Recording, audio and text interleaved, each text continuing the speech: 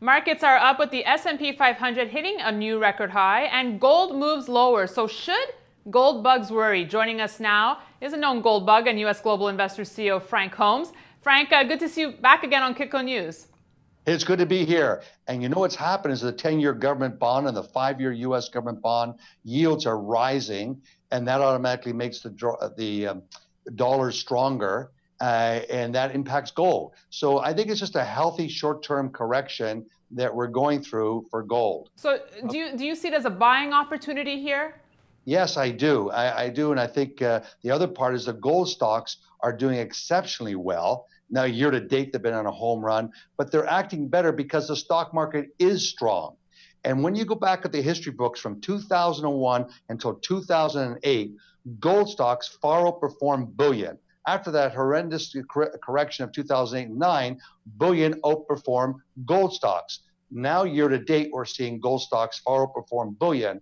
And a strong stock market is just fantastic for gold mining companies. And gold is still attracting investors more so than central banks, with global ETF gold holdings topping 2,000 metric tons, outweighing almost every central bank, including China. How much longer could gold keep attracting safe haven buyers, Frank?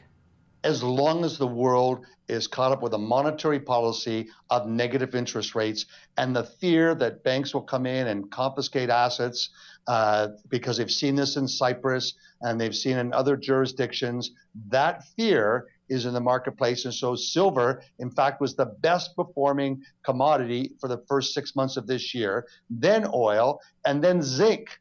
But gold did not make the top three, but gold stocks did. They're spectacular. Well, let's look at the Asian markets now.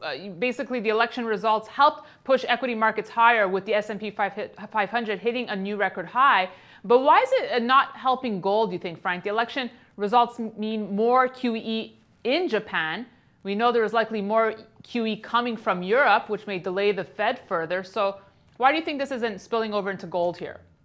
All because U.S. rates are up. The fallout or the positive attribution for rising employment is still showing up today in the capital markets. And we're seeing many of the S&P 500 individual stocks making 10-day highs.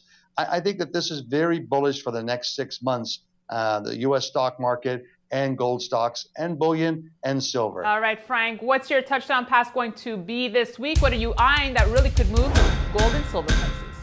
Thursday is PPI, Producer Price Index, and on Friday is PPI is the warm-up for CPI. What is the consumer inflationary rate? And that's always important for the bond market to gold ratio.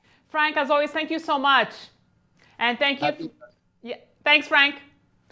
And thank you for watching. Stay tuned for our coverage from Freedom Fest later this week from Las Vegas.